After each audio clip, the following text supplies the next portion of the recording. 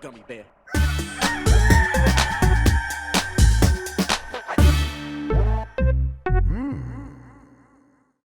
It's the internet. You're busy. Let's do this for April 26, 2023. For the next hour or so, let me help you sort through the world of gaming on Game Mess Mornings Live with me, Jeff Grubb. Today, the UK has blocked Microsoft's acquisition of Activision, but Microsoft is going to appeal. But first, please join me in welcoming today's co-host to Game Mess Mornings. It's Mike Minotti, everybody. Mike, how are you doing? They did? Yeah. So Mike's finding out right now. He didn't know what's going on. They blocked it. We're going to talk about it. There's a whole bunch of... I thought everyone said it was going to go through. Everyone did. And there was every reason to believe it would. Let's talk about why they... Mike, you want to know why they blocked it? Cloud gaming. What? All right. Mike, you know what? We'll hop into this very quickly. But first, thank you for waking up today. I called you last minute, got you in here. You want to tell people how I woke you up, or how you just walk us through what happened this morning? Oh yeah, I was up way too late. I was on a bit of a snooze button roll, and I guess at one point when I hit my snooze button on my watch, it was actually you calling me. I don't even remember doing it, but then all of a sudden I'm just sleeping and I just hear like a voice. It sounds very weird because it's coming from my watch, and it's you like, "Oh, Mike, wake up, wake up." What? What? God? What? But here I am. And it's like, because it was like silent for like a long time. I'm like, well, he answered. What's going on? Is it a bad connection? And then I did, like, eventually, like, Jeff? Yeah, hey man, did you do the show? And then here we are. Here we are. You look bright-eyed and bushy-tailed. It's like you just get up and go, huh? I'm ready to go, baby. Let's do it. This is what happens when you don't drink coffee. I need my coffee to get up. I don't drink coffee. You're literally drinking a caffeine-infused soda pop right there. Well, we need the aspartame to get going. That's just, right. That's why they put all the aspartame in that formula for babies. It's good for you. Right. My blood just doesn't pump anymore unless I have aspartame in there, really, loosening up the T cells. All right, let's get into the mess. Before we do, let's explain what we do here. Most weekdays, I, Jeff Grubb, will help piece your gaming life back together. That includes breaking news and maybe even some of our own original reporting. For all these topics, I'll get the input of a bona fide expert who will make me look smart. If you are watching live on Twitch, welcome. You can always listen to the show later on podcast feeds by searching for Game Mess Mornings, or find the RSS on giantbomb.com. You can also catch the show later with chapters and timestamps on YouTube. Hello, YouTube. Hello, YouTube. Oh my gosh, and guess what happened 3 minutes ago? Jedi Survivor reviews dropped. Yes, they did. They should have. Yes, they're going up. They're happening. They're popping off. We'll see how that goes. Lots to talk about. And I bet the big story there is going to be performance, based on nothing. Because, again, we didn't get it. Although, who knows? Maybe they sent it to me this morning. All right, we have a lot to get into. Let's start the morning mess. Let's start with Microsoft's acquisition of Activision Blizzard has been blocked in the UK. This comes from Darren Bonthus at GameSpot. I'm just going to read through this. After months of deliberation, the UK government's Competition and Markets Authority has decided to block Xbox acquisition of Activision Blizzard, primarily due to cloud gaming concerns. The CMA says that it reached its decision after it looked at the implications for cloud gaming, as Microsoft's deal would, quote, alter the future of the fast-growing cloud gaming market, leading to reduced innovation and less choice for UK gamers over the coming years. That's you could read that on the government's website. That's where they posted that. The CMA did note that Xbox making Activision Blizzard games like Call of Duty exclusive to its console didn't make any business sense, but Microsoft had failed to address the concerns that the group had related to about cloud gaming, especially Microsoft having a, quote, strong position in that market. Microsoft has a strong position in cloud gaming services, and the evidence available to the CMA showed that Microsoft would find it commercially beneficial to make Activision's games exclusive to its own cloud gaming service, it said. Yes, we'll get there, Mike. We'll get there. The deal would reinforce Microsoft's advantage in the market by giving it control over important gaming content such as Call of Duty, Overwatch, and World of Warcraft. Responding to the verdict, Microsoft President Brad Smith said that the company had already signed contracts to make Activision Blizzard's popular games available to 150 million more devices, and that it remained committed to reinforcing these agreements through regulatory remedies. And this is a quote from him. We're especially disappointed that after lengthy deliberations, this decision appears to reflect a flawed understanding of this market and the way the relevant cloud technology actually works. Microsoft's next step will be to appeal the CMA's verdict. Activision CEO Bobby Kotick, out there playing bad cop once again, added that Microsoft and Activision Blizzard are confident in the case as the deal is good for competition and will ultimately help the UK grow its leadership position in technology. As part of that statement, though, he's basically like, your economy fucking sucks and we are gonna, you need us more than we need you. He's out there going ham. In a statement from Activision Blizzard, the company says that the CMA's report contradicts the ambitions of the UK to become an attractive country to build technology businesses, and that the report's conclusions are a disservice to UK citizens who are already under intense strain from dire economic prospects. Mike, this caught. I think this is kind of stunning to a lot of people. All of the sort of like, hey, trying to assess the situation here. It's like, okay, they got rid of the console concerns and they have remaining cloud gaming concerns, but Microsoft's done a lot to address those, and that wasn't enough. It's weird to me because cloud gaming being treated as its own market still is such a weird thing to me. It'd be like saying that the Xbox is its own market as opposed to gaming overall. I don't know. This is really weird to me. Yeah, I just don't know. Is there some weird cloud gaming evangelist over there who's?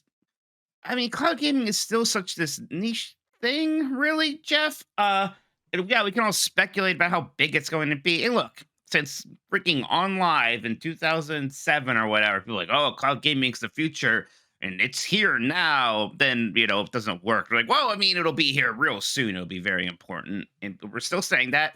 And I'm sure someday it is. But I don't, me, I've always been kind of down on cloud gaming. So to see that come out as the thing. But the weird thing here is that they have been making these concessions. They've been making deals with cloud gaming platforms no one has ever heard about to get Call of Duty on there. I was all for let's scrutinize this deal. Let's put it through the ringer and all that stuff. Let's let PlayStation say what they're going to say. I'm pretty shocked that this is the hurdle. This is the thing that they can't get past. Is this cloud gaming market thing, in which there is a major competitor with Nvidia, or the GeForce Now thing, and they specifically made a deal with them for Call of Duty. Like, who else even? There's Amazon. I think they made a deal with them also. Freaking Google is out because it's cloud gaming. It didn't work. Bizarre. I don't know. This is real weird. Yeah, it's yeah, again, I come back to the idea that cloud gaming is this separate market. Even I think the CMA's argument is, well, 10 years from now, we're making a decision today based on what's going to happen 10 years from now. And I think 10 years from now, gaming's still going to be gaming, and cloud gaming is not going to be some separate thing from what is happening. And so it's like to speculate that it's going to turn into this other thing and then make decisions today based on that speculation. I mean, no one knows what gaming's going to look like 10 years from now. It's pretty wild. But I get the impulse here of, well, Microsoft's going to be really big, but it's like, well, yeah, but they're going to try to establish cloud gaming as a thing. Like, if that's a business that we are, if you're interested in actually protecting or encouraging to grow, it's not really done by, be like, oh, let's make sure that this company doesn't feel like it has enough content to actually grow it.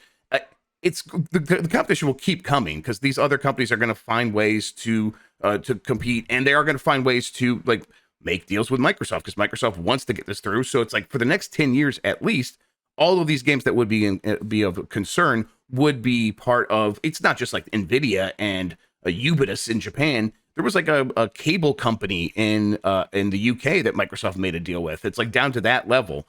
And it's like if this is like the real concern, it does feel like, well, something needs to be done more on a regulatory level about all exclusives then, because it's like, that Spider-Man is not going to be on cloud gaming. Is that a problem is that like hindering cloud gaming that Spider-Man's not on there? Now, that's not up for the CMA's not investigating that, but it's like it does feel like they're working backwards from that sort of logic. Now, Microsoft, I don't know what the appeal process looks like for this. I still think that they probably have a shot of still kind of getting this through if the appeal process is like somewhat open, but I have no idea if that's going to be the case. Microsoft does seem very determined to continue to fight for this. Which I mean, I just don't know what the pathway forward is for them. I got to ask, do you think Bobby Kotick coming out and being pretty aggressive towards the UK and the CMA, do you think that hurts, or do you think they know that that's Bobby Kotick, that's not Microsoft, we're not really dealing with that guy? I don't know. I mean, look, I'd like to think that maybe it doesn't really matter how annoying that CEO that, look, we've had to deal with for a long time is. Your job is to figure out, if this merger is a problem. And again, they're not acquiring a cloud gaming company, they're just acquiring a game company that, yeah, they have big games. And man, even if they just had Call of Duty with some xCloud exclusive, whatever they call I don't even know what they call their streaming thing at Microsoft. Yeah, Xbox. I think it's just Xbox Cloud now or something. Yeah, I don't know. So what? What's that gonna do? I don't know. I just find it really weird that I've all become giant cloud gaming evangelists at the CMA, and I've also somehow figured out this weird scenario in their brain where this is the thing. This is going to give Microsoft a monopoly in this market. Maybe it's just wild to me. And man, bad timing for Microsoft here. It's right. I mean, things aren't great for them right now. I mean, their earnings came out yesterday. The Xbox division is losing money, and I know it's not necessarily maybe all bad news. Maybe there's ways to look at our report a little bit generously, but basically, like, hardware sales are down. There's been all these other some weird journalist or something about Hi-Fi Rush, and there's a lot of negative headlines about that. Kind of schmuck would do that, right? This is bizarre, and I wonder now this is going to embolden the U.S. and whoever else to just come out and also say, hey, we're gonna block the deal. And if one more person comes out, maybe you can fight the CMA on this, but how much more opposition can you really go against here? Yeah, it's like the FTC, like these pathways through all this stuff is so Byzantine. It's for the FTC. Like they have a judge right now that they're going to be able to explain this stuff to and hopefully get to understand from their perspective. And it's like, okay, well, cloud gaming isn't some separate market, so we'll find in favor of Microsoft. But then the FTC can overrule that ruling, even though it's like they're the other side of that argument. So it's like, okay, well, that's going to be sort of a headache of its own that Microsoft's going to have to get through. So yeah. Okay, so I'm seeing this in chat. So like they're trying to protect this infant industry, right? Is that a thing? Like of course, stopping monopolies is good. Is that a thing where we're going to say, where people can say, hey, we think this thing is going to be important, so we're going to preemptively make sure there aren't monopolies in that. I in my opinion, it shouldn't be a thing. Because that seems weird. Because like I wrote for GamesBeat for a long time. You still write for GamesBeat. How many new things have come along over the years that were going to be the next big thing, and everyone was investing in? And it's like, from my opinion, from covering it for a long time, it is best to just let them figure out their own shit for the most part, because they're either going to fizzle out. But if any sort of government intervention that prevents that stuff from working out just looks so strange. It's just like, okay, we're picking winners and losers, or we're playing referee here in something that we don't even know is gonna actually play out. I mean, that's my perspective from a long time of like, okay, people talking about NFTs and all whatever. If like a Bored Ape Yacht Club got broken up by the government because it was like, oh, you have too much of a monopoly on NFTs. It's like, okay, just let them fizzle out on their own and like see if that's even a real thing.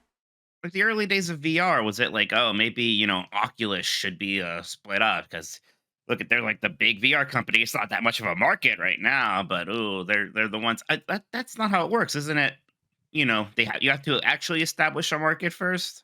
Yeah, I would think so. And I mean, listen, a U.S. perspective, the FTC has the ability to come in afterward, even if there's like no deal being made, and being like, this is now a monopoly and we have the right to break these things up. And it's like, exercise that side of your strength instead of I don't know, standing in the way of a deal because of something that you're imagining is going to happen down the road. I mean, I guess that is their mandate, I guess, at the CMA, is to imagine these markets and protect. I guess maybe it is. Again, I just don't know.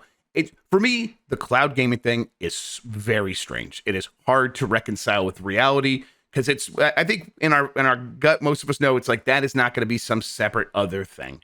It is just going to be another piece of this bigger pie of gaming. And yeah, if it brings in people, it's going to bring people in, it'll bring new people into gaming, sure, but it's going to bring them to play the stuff that we're already playing for the most part, and stuff from the content creators, the publishers that are already making stuff for PCs and phones and consoles. They will just now be making it for this other thing as well, and that does not feel like a separate market, really. Not in the same way that even mobile gaming feels like a separate market. Not really. So, Yeah.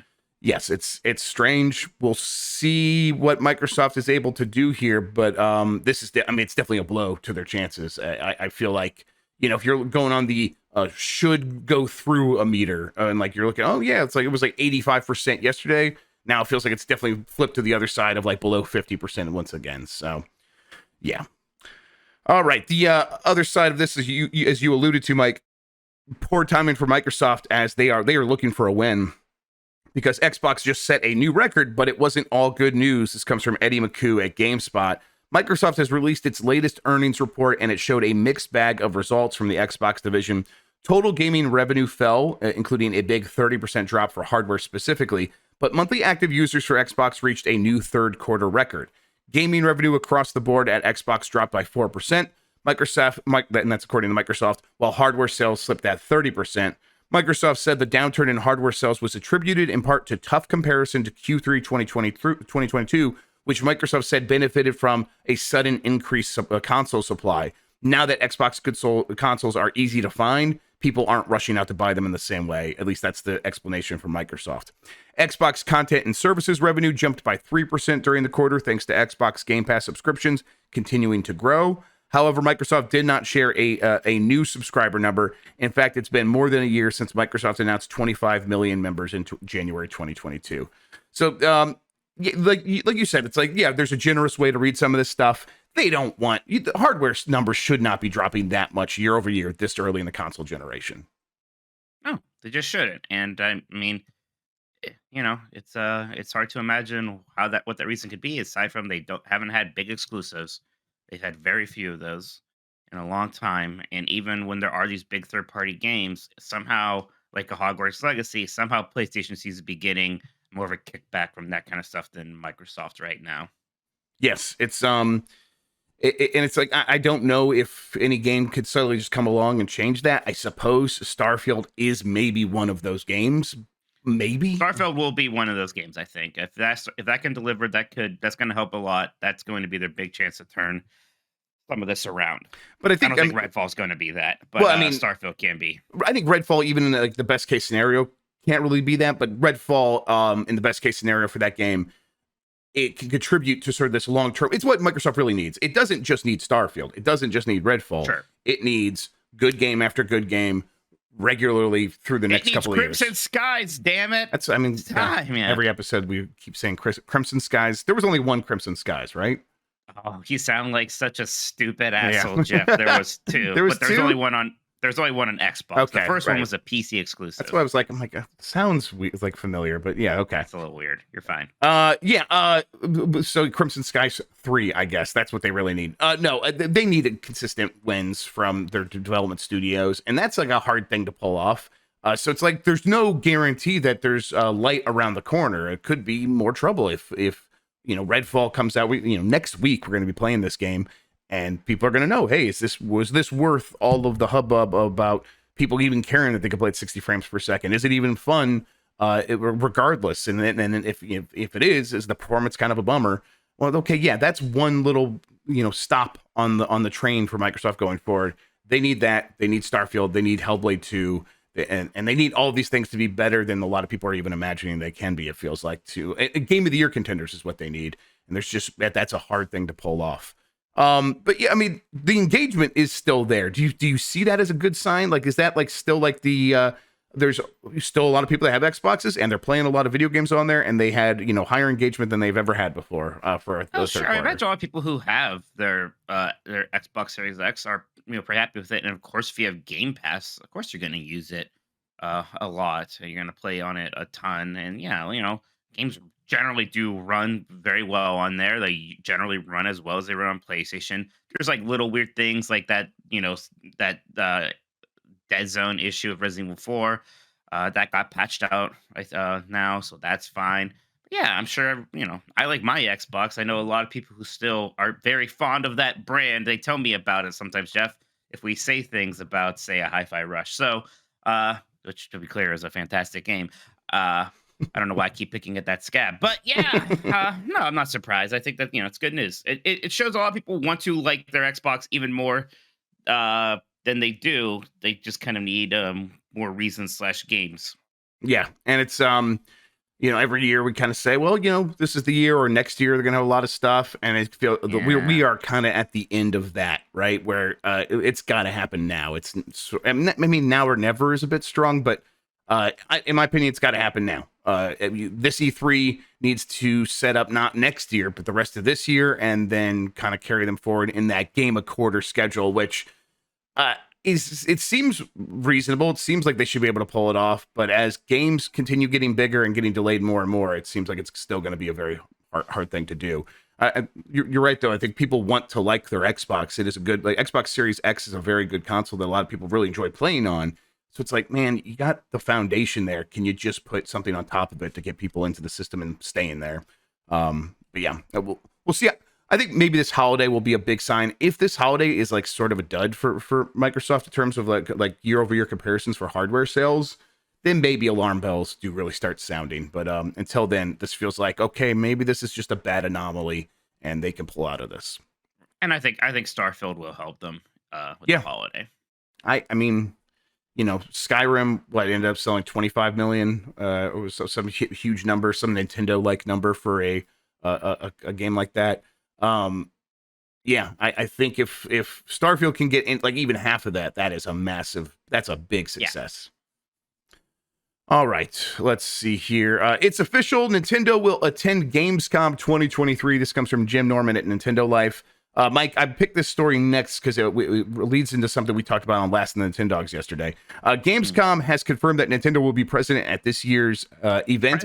I knew I said it wrong. Will be present at this year's event in Cologne, which is set to run from the 23rd through the 27th of August. The announcement was published via the official Gamescom Twitter with the promise that more exhibitor reveals will be coming our way over the next few weeks, though Nintendo isn't a bad billing to start with. Nintendo did not attend the event in 2022, so here's hoping that the company will bring out the big guns this year.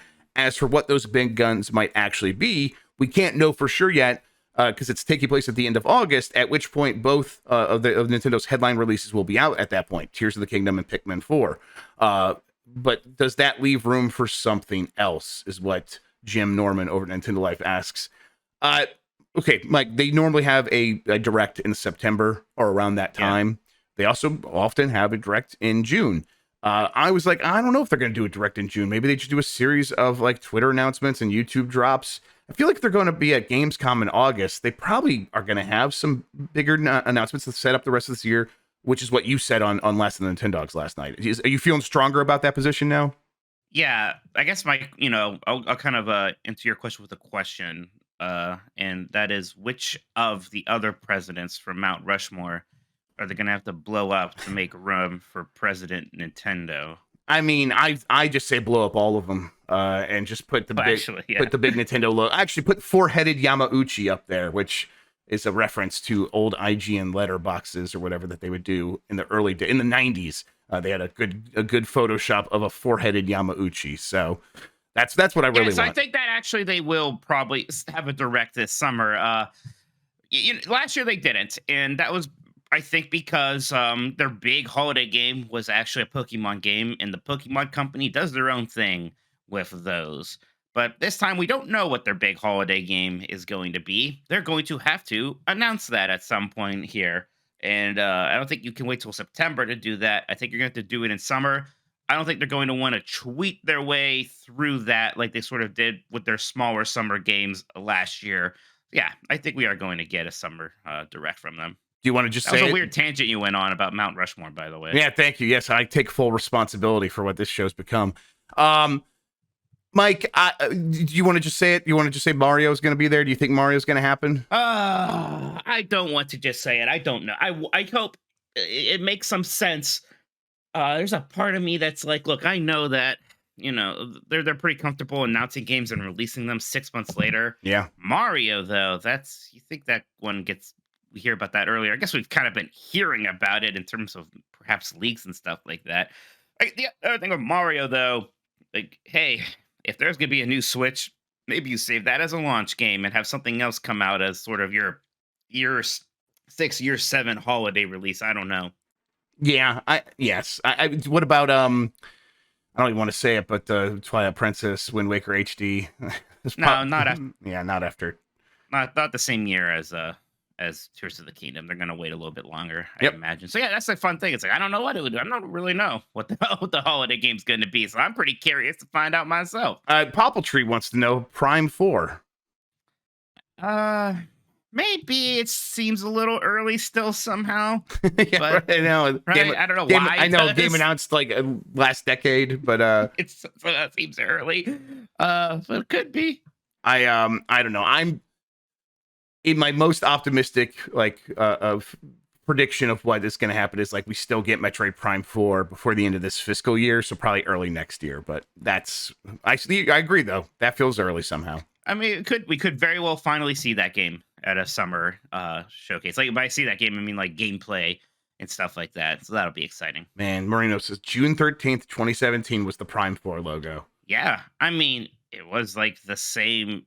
It wasn't the first Mario Odyssey trailer, but it was like that big one, right? Like they were promoting Mario Odyssey at that time when we first saw the Prime 4 logo. So yeah, it's nuts. And of course, development reset on that game, and they announced it. They announced it too early anyway. But yeah, that's pretty nuts.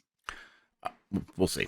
All right, next story. The RTX 4070's price is falling due to stagnant sales. This is from Alex Hopley at Game Reactor. Retailers in the EU are dropping the price of the RTX 4070 due to stagnant sales of the new graphics card. A German retailer has dropped the price of the GPU below the €600 mark, for example. There are a few reasons for this stagnation, but it seems that this is a case that the 40 series, with the 40 series as a whole, and there isn't an overwhelming amount of demand for the 4070 specifically, even with performance that improves upon the A3080. Mike, this is something that's been happening for a while now, where PC hardware was like at a high throughout the pandemic, and now everyone pretty much upgraded, and now everyone's looking around being like, I mean, the 40 series cards are really impressive, but I don't want to upgrade again right away. And NVIDIA made a lot of cards, and here we are, and their partners obviously made a lot of cards, and we're on the other side. You still have like the 3070 Ti, right? Right, and it's good. It's good enough. It's hard to justify upgrading when okay, you gave me this card, but it's hard to justify upgrading when you spend a lot of money on these cards. They are very expensive. They probably have been too expensive.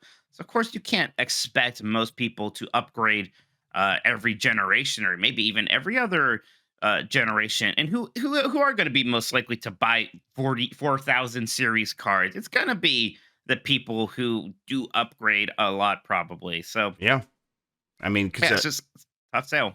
Baphomet, is that how you say that? Baphomet in chat says Bahamut.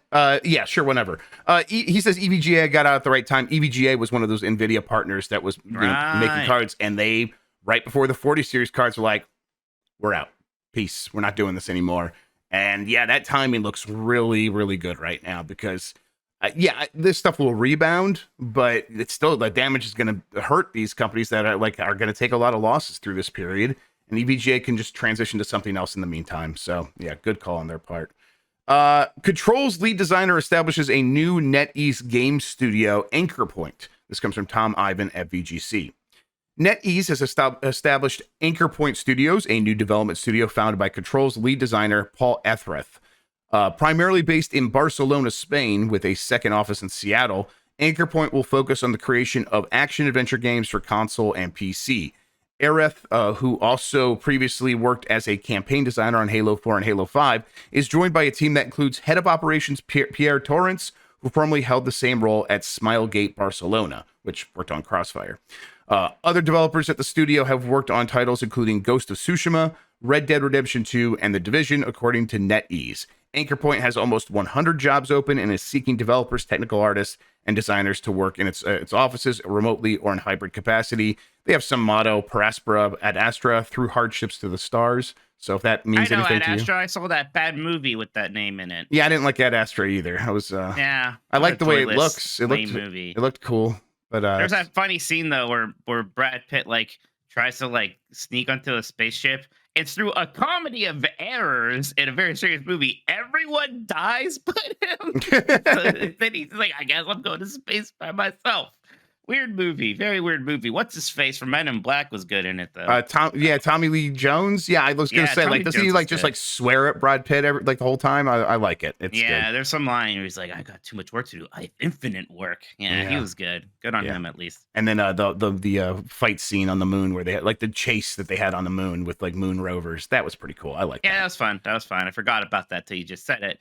But yeah, man, that's I mean, all these people, they work on like the most AAA of AAA games. Is that really what they're going to be going for here with this new studio? Okay, so I was going to save this, but yeah, let's get to that. So NetEase is shifting in that direction. They have acquired Grasshopper Manufacture, which is the developer No More Heroes. They've acquired Quantic Dream, which Heavy Rain, Detroit Become Human, all that. Yakuza creator Toshihiro Nagoshi joined the company last year to found Nagoshi Studio, a wholly owned subsidiary of NetEase Games focused on high-end titles, primarily for consoles. So I think to answer your question, Mike, yeah, I think that's exactly what they're going for, is those big budget console games. I remember when those games weren't supposed to make money anymore, weren't supposed to be important. And I think a company like this is completely illustrative of a shift in that thinking. Because really, these big bets, if you can get someone like a Yakuza creator and people that have, worked on a bunch of games, Halo and all this other stuff, like, hey, if you can make a somewhat more sure bet and those things hit, they have big payoffs. And it's like tens of millions of dollars as opposed to, 15% on a sub or on $1 million project. So it's going to be hundreds of thousands of dollars in profit instead. So, yeah. 100 job openings, anyhow. Like right out of the gate for a studio. I think this is also sort of the shift where new studios would pop up, and they'd mostly be smaller endeavors from established directors and stuff, senior directors on games, and they'd go start their own thing. Like, we're gonna have 10, 15 people, and then we'll figure it out. That's changed as well. Studios now are popping up and hitting the ground running, and we're like, no, we are a big studio right away. Our first game's going to be a AAA game. So yeah, this kind of speaks back to the dynamism of the video game industry, where people can just they're going to be able to find jobs, and there's going to be a lot of competition because there's always going to be a new studio like this, at least for the foreseeable future. Which one of these studios is making their own World of Warcraft? I mean, I think all of them should. No more. Everyone should make their own World of Warcraft. We should go back to that. We should start the cycle over. Everyone make your own World of Warcraft. 2007. Yes. And then everyone make your own RTS, and then everyone make your own MOBA. The era of the WoW killer. Yeah, yes. Then we'll all make our own MOBAs. We'll get the Joker and Batman in it, and then it'll be a hit. You know which ones I really miss? I miss when everyone was making their own auto chests. You remember that flash in the pan? Man, that was fast. I think that like half hour where it's like, we're all making auto chests now. And I'm like, what's auto chest? And they're like, never mind. Don't worry about it. You don't even know, you don't need to learn it. I think everyone was like, wait, why are we doing this shit again? Yeah. I remember what happened with League of Legends. We were like, we thought we could just make a Lord of the Rings League of Legends. And no, it turns out that doesn't work, actually. Auto chess. Damn. Do you think that that's a lesson that these companies can learn? Because I was just thinking about this the other day, like when Wii took off, and then Microsoft had to have Kinect, and PlayStation had to have PlayStation Move. I guess the Kinect did well, so it's like sometimes following but putting your own spin on it sometimes can work. I guess, I don't know. Maybe, I guess there's enough room for like two things, right? But if you like, once there's like 5 and 6 things trying to take over the same space, then it's like, okay, you guys got to give up here. It's rough. I think the industry can learn their lesson for some time and then forget it. Yeah, I think that's right. All right, I need your help with this one. Sonic Frontiers director confirms Ian Flynn will write new DLC story. This comes from Liam Doolin at Nintendo Life. Sonic Frontiers received its first major content update back in March, and there's more to come, including new playable characters and a new story. Now, in a small update, the game's director, Morio Kishimoto, has responded to a fan questions about the third expansion, revealing the well-known Sonic writer Ian Flynn will indeed be returning to write this new script. Flynn, as you might recall, penned the main story in the Open Zone release. Flynn is the comic book writer that a lot of people really like from Right, Sonic stuff, right?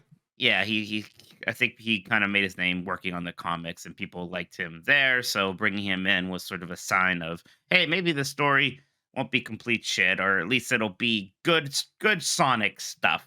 And Sonic Frontier's story actually was kind of fun. So yeah, I think he does a good job. Has Ian Flynn had the testicular fortitude to make Sonic's love of chili dogs canon in the games?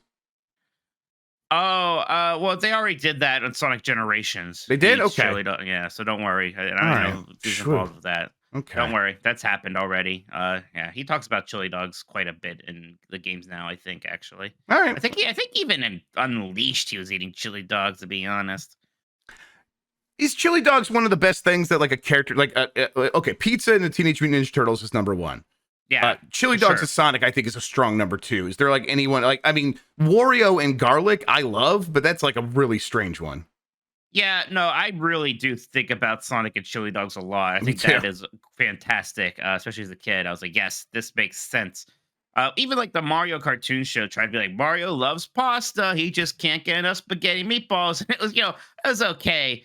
But it didn't really hit as well with Sonic and chili dogs. Oh, Chad's right. Garfield and lasagna. Yeah, Garfield of and course. lasagna. Yeah. An iconic pair. That's a whole thing. I love it. Like when cartoon characters have their one favorite food and they'll go crazy for it.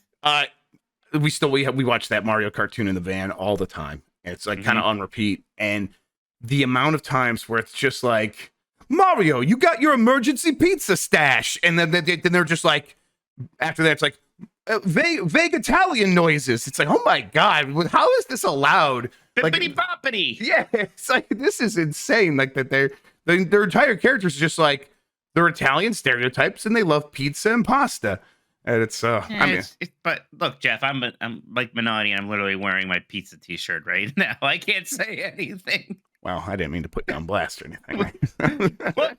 Would like a good pizza pie? Oh, I just like a good grandma used to make in the home country. In the Mario movie, when they had the Italian family stereotypes, were you like at all like, man, if this was any other sort of ethnic group, this would be a real problem? I don't know. There was nothing offensive about it, No. I guess. No, they did it really well. That was my favorite part of the movie. I have Me a lot too. of questions about these people. Like the weird, like, little cousin kid. Like, who's that person? Are they going to grow up to have adventures someday? Why does almost more people look like Luigi than Mario? I find that pretty interesting and intriguing. Yeah. Mario's definitely the postman's kid. Yeah. Yeah, I got a lot of, well, he looks a lot like his dad, to be fair. But, man, I got a lot of questions about this family. I hope there's, like, a Mario movie art book or something where they, like, we find out their names. I'm really into it. Yeah, I love that kind of stuff. Like Woody the Pooh and Honey. That's a great one. Okay, we could do a tier list of this. Yes. That's a good one. Good. All right, moving on. God of War and Horizon Zero Dawn TV shows will have the same care as HBO's The Last of Us, Sony says. What are they going to say? Like, we're not going to try as hard on those ones, actually. And I feel like I was just on a show yesterday, like, well, it's not going to be, those shows aren't going to be HBO shows. So they're not going to take as much care of those. And it feels like they're like, Jeff Grubb, yes, we are. Fuck you. PlayStation Productions head Assad Kizilbash has said the upcoming TV adaptations of God of War and Horizon Zero Dawn will have the same care as HBO's The Last of Us. During the most recent episode of the official PlayStation podcast, Kizilbash discussed the importance of making sure the original game and its stories are adapted with care, bringing up HBO's success with The Last of Us as an example. Here's a quote. The same care and formula that we did with The Last of Us, we're going to be applying to Horizon and God of War. We're going to tell the story of the game because we can, because it's a show. We have time to do it. We've got the episodes to be able to do it. We're not trying to cram it into a 2-hour movie. Although, to be fair, I think the big criticism that people had of The Last of Us show was it was rushed and they needed more episodes. Yeah. So, yeah. I bet they would have been happy in retrospect throwing a few more episodes into that. So basically, the gist of this here is we are going to be really true to the source material. Is that the winning formula for these Sony movies? Yeah. I mean, it's a winning formula for video game stuff, which is, it's pretty silly way to say that. Even in like the Mario movie where it seems almost silly to be so literal sometimes. Like I guess power up blocks just also exist here, and don't worry about where they came from. But yeah, like Mario, how does Mario turn into a cat? Well, he hits a power up block and he turns into a cat, just like in the game. I mean, look, Last of Us really worked, and the Halo show kind of didn't. And the Halo show was just criticized heavily every time it deviated from the games. And to be fair, when it deviated from it, it was often pretty stupid. Yeah. But yeah, people like these things. People like The Last of Us because of its story. So yeah, actually, just kind of follow that, and there's room to be creative. You can zero in on some side characters and elaborate on them, like they did in The Last of Us. There's definitely room to, you know, put a spin on it and to elaborate and to make something good even better.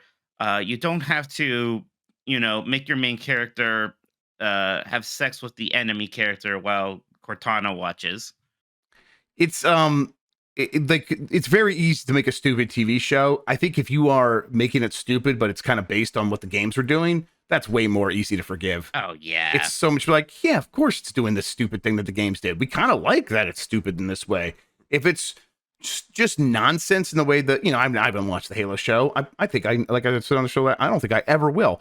But it's what I've heard. It's like, that just sounds like they were making a bad show and also didn't want to base it on the game. It's like you kind of make a bad show based on games if you give people what they want, at least somewhat. Otherwise, if you are going to deviate, you better be making the best fucking show ever. Because otherwise, I don't get it. I don't get why you would do that. So, and Halo does not seem like the best show ever. I think no. I don't think God of War Horizon Zero Dawn are like guaranteed to be anywhere near what The Last of Us was in terms of reception and in terms of the sentiment around it. I think they will be on somewhat of a scale of spectrum, but I think all of them, if they go with this model, will be more well received than the Halo movie or the Halo show for sure.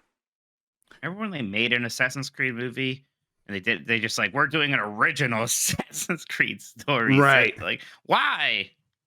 What? Because Desmond was that the first one? Because Desmond was kind of brown, and this is still a time when we're not sure about that. I think it's like we want to get the really white guy in here. It's like, oh, guys, come on. Well, not as bad as Jake Gyllenhaal being the Prince of Persia. Uh-huh.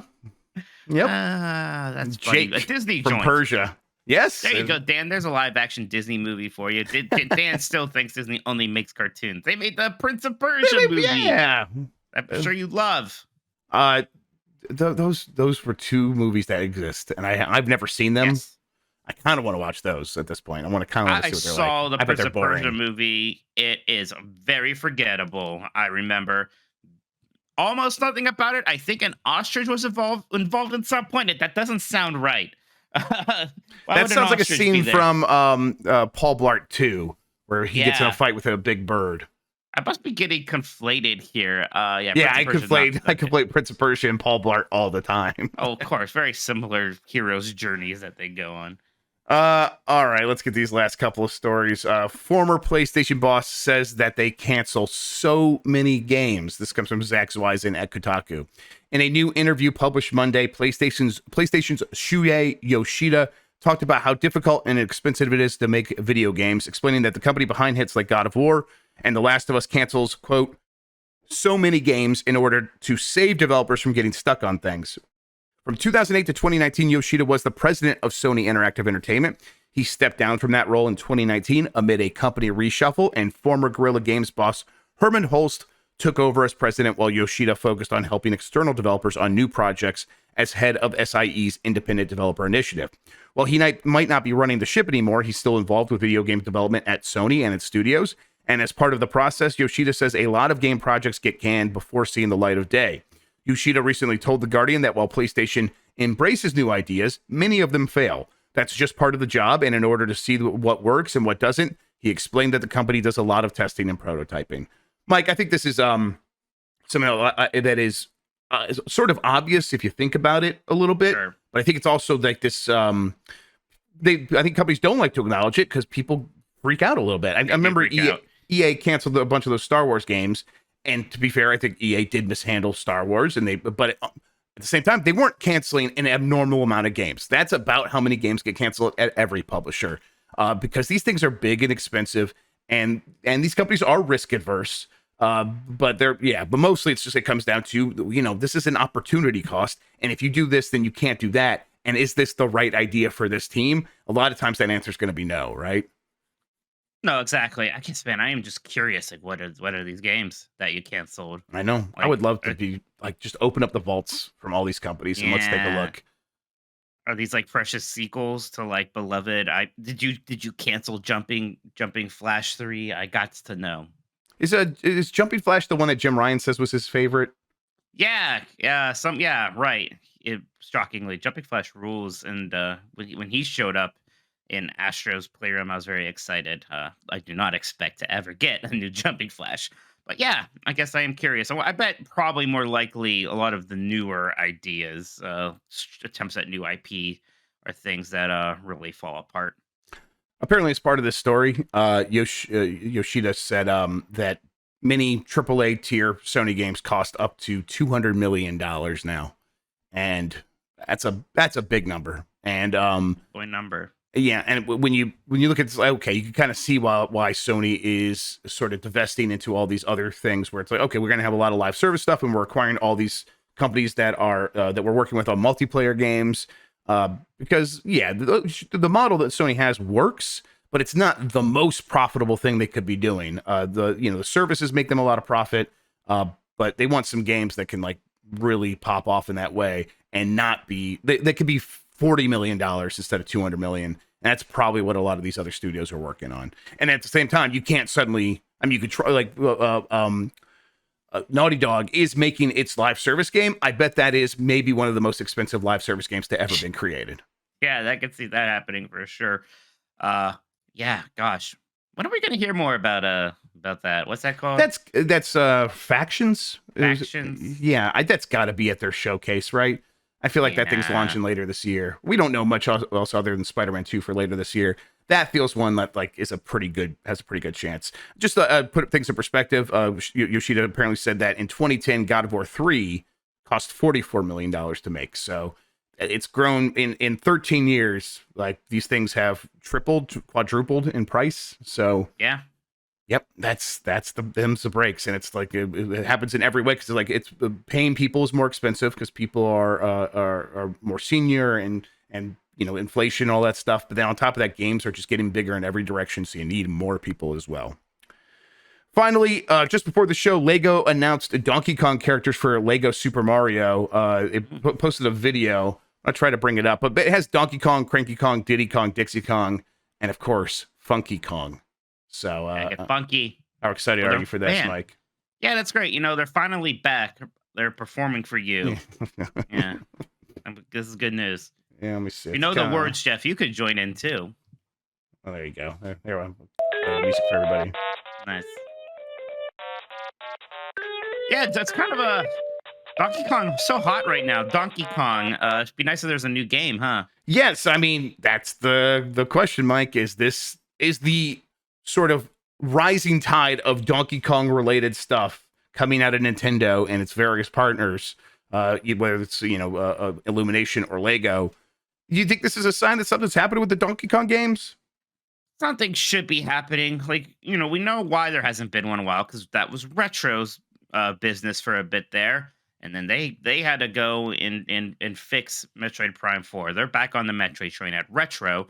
Then there was rumors that Activision was actually working on a Donkey Kong game, and then Nintendo maybe took that over. Maybe that's what the Mario team has been up to, and maybe that makes some sense, because once Retro's not working on Donkey Kong, you have to imagine they had to think, well, somebody needs to be making a Donkey Kong game, especially, again, it seems like that character has somehow only been getting more popular in the last 5 years, despite the fact that we haven't really had anything except for a port of a Wii U game. Yeah, there's got to be some kind of Donkey Kong thing on the horizon. Yeah. And someone in chat says, isn't EAD working on it? And I think it's all EPD. EPD now is what the name of the studios are. But basically the Mario team, EPD 4 or 5, I can never remember which one it is. Entertainment and Planning Division. That's what EPD stands for. The rumor is that the Mario team is working on a Donkey Kong game, and I guess, you know what? I hope we find out very soon. No idea, but I really hope we find out what's going on with that Mario team sooner rather than later, because boy, Odyssey just continues to be something where every time I go back to it, I have a really good time. But it's so good. So hot right now, Odyssey. All right, so let's hit the poll question that we have for Monday. Do you still buy physical games if the disc doesn't actually have the game on it? 12.8% say I always buy the disc. 28.1% says it depends on the game.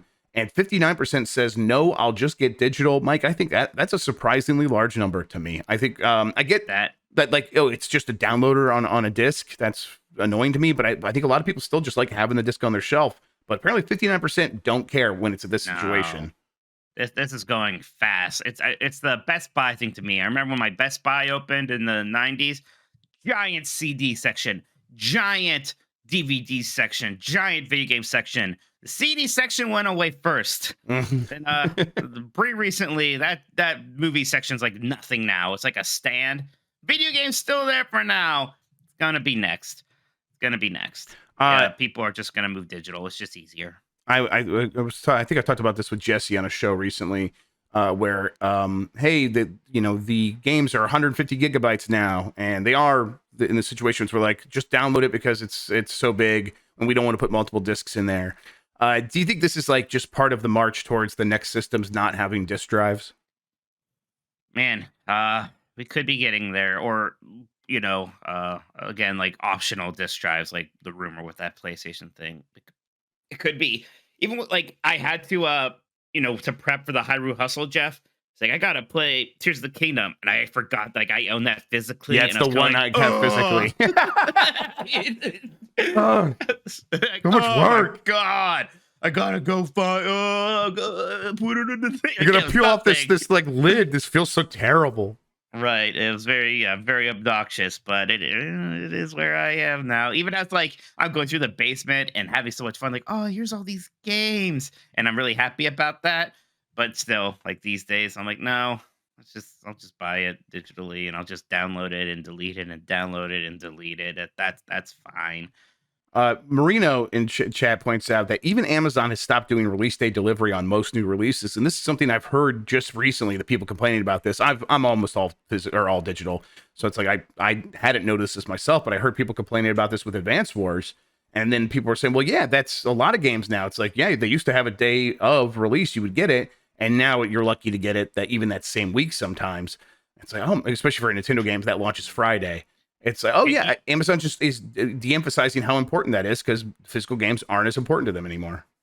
You know what? It's a bad sign when I see a lot of people buy physical games, not to actually play those, but like, well, of course I bought this digitally, but this is my collector's item kind of thing. Like limited run might be the biggest creator of physical games 10 years from now. Yeah, and that's like that's where like the optional disc drive thing, where I'm like, I guess that makes some sense. But if it's an optional thing, how many publishers are actually going to put out physical games?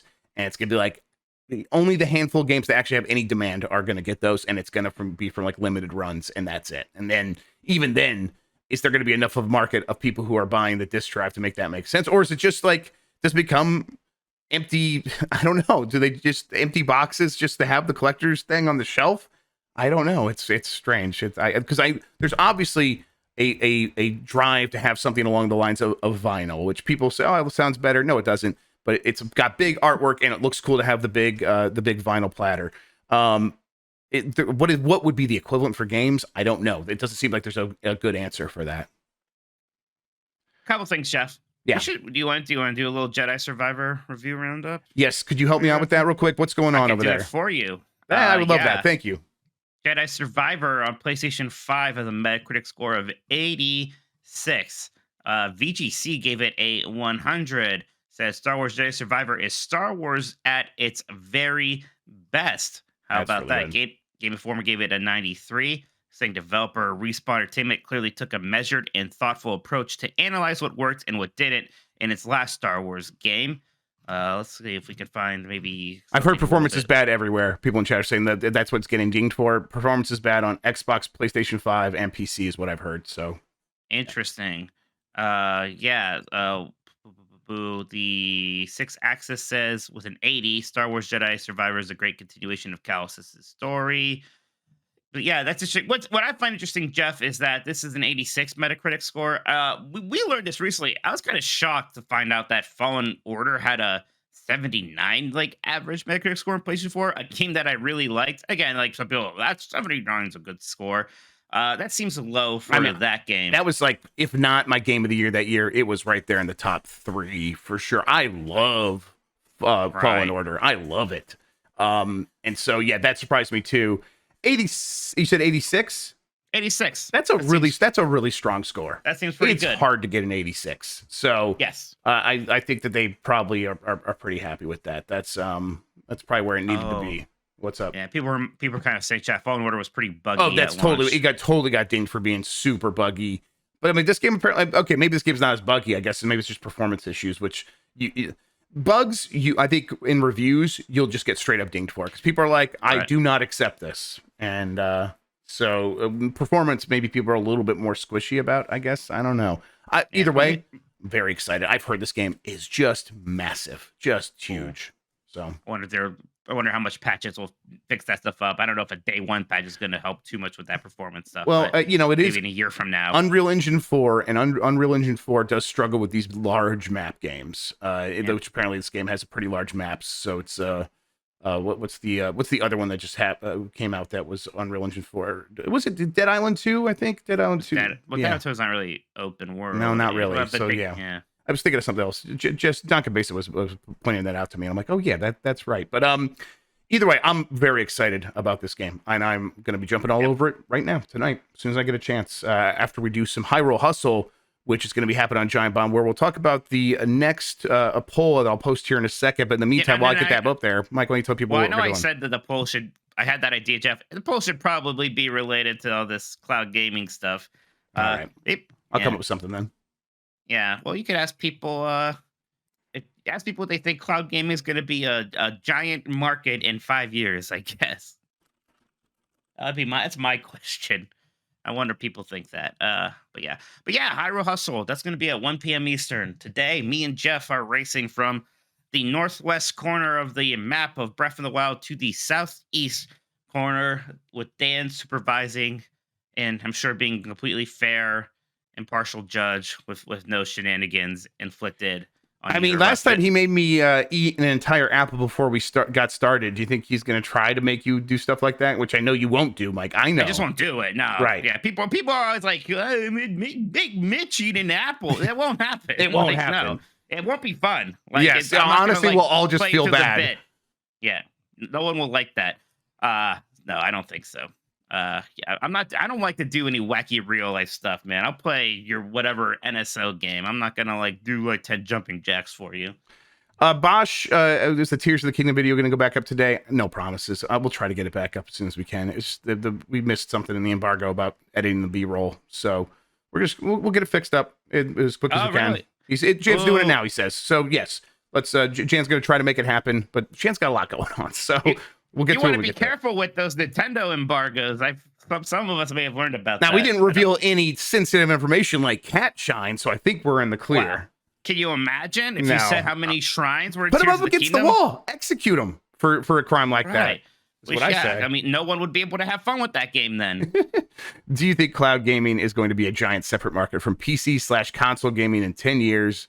Yes or no, your options. We're going to talk about that on Giant Bomb on Game Best Mornings tomorrow. That's Thursday. Jan will be my co-host. And between now and then, like Mike was saying, Hyrule Hustle, tune in for that. We will have Voicemail Dump Truck tomorrow afternoon, all that good stuff. Robo Mitch. Mike, Robo Mitch will be happening. Mike, thank you so much for talking to me with today about video games and all the good stuff and the clouds. Weird day. Yeah, weird one. But you know what? Always a fun news day when there's a lot happening. So cool. Thank you everybody for watching as well. You're the best audience in gaming. Until next time, have a good one. Take care of yourself, and goodbye. Aggressive finger guns. Pew, pew, pew, pew. Aggressive.